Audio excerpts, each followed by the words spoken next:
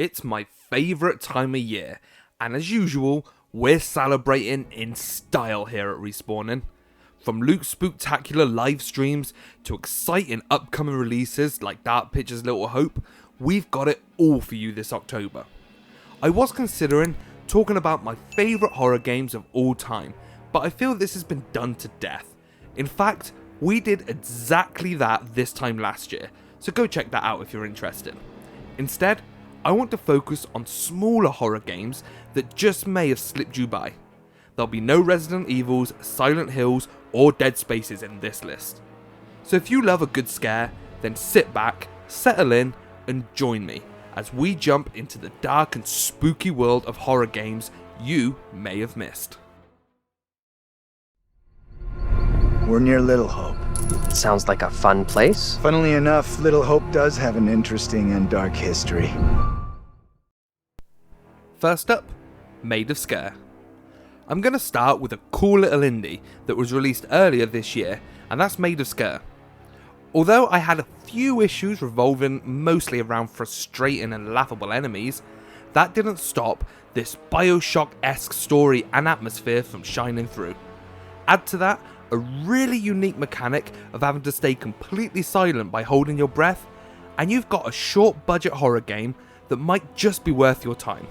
For more on this, make sure to check out my review from earlier this year in the links below. At least they don't spell it like, S-C-A-R-E or anything, they're quite subtle with how they've spelt the Scare Hotel.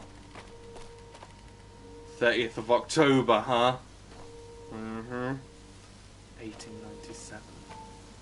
Imagine reopening a Scare Hotel at Halloween. Next up, Little Nightmares. Although I haven't played this one myself yet, I have lost hours to watching Luke livestream it as part of his Spooktacular series. Being a fan of games like Limbo, Little Nightmares stood out to me as the sort of horror that would never get you with those over-the-top jump scares.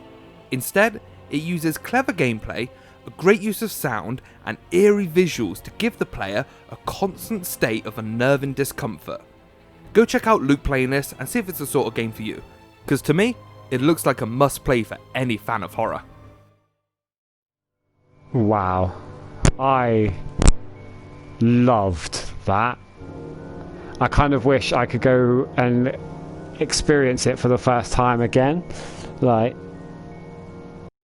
third entry on this list is Limbo. Having just mentioned Limbo in the previous entry, I couldn't help but bring it up as a must-play game if you enjoyed Little Nightmares. Both games are in the same vein, and will leave you feeling uncomfortable and massively creeped out. Despite the giant spiders and haunting darkness that surrounds this scary side-scroller, there's still a certain charm to it all that makes it stand out from the competition. Limbo has been around for a while now, and is available on pretty much every platform for a reasonable price, so you have no excuse not to play this classic. Up next, I want to talk Dark Pictures' Man of Medan. Okay, Man of Medan may not exactly be an underground indie title, but I still feel it was a fun horror that incorporated elements of Supermassive Games' previous outing, Until Dawn, yet didn't get nowhere near the same love and attention that the latter did. For those that don't know, Man of Medan is the first entry in what will be an ongoing collection of short spooky tales known as the Dark Pictures Anthology. With the next installment of that anthology, Little Hope, coming this Halloween, what better time to jump on board the doomed Medan ship if you're yet to do so.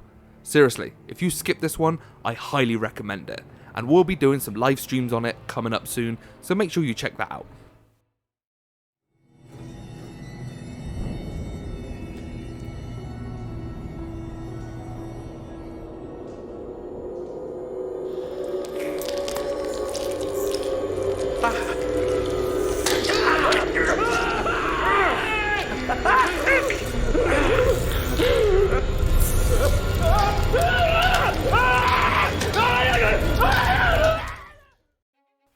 Last but certainly not least, I'm going with The Suffering. Admittedly, The Suffering is showing its age in 2020, but that's partly the reason I wanted to include it in this list. Now only available on PC through backwards compatibility on Xbox, or on an old PS2 if you still have one lying around, I can't help but feel It's a game that's slowly being forgotten about, and is likely a complete unknown to more younger horror fans. If you can cope with the game's early 2000s style visuals, then I highly recommend you give this action slasher a go. It's a very in-your-face horror that often borders on cheesy, but the level and enemy design, which is based around a claustrophobic prison island haunted by executed prisoners from the past, is truly horrifying and has stuck with me for years. This is a classic which I think all horror fans should play at least once. So do yourself a favour and try find this old gem. You've got to get me out of here! No!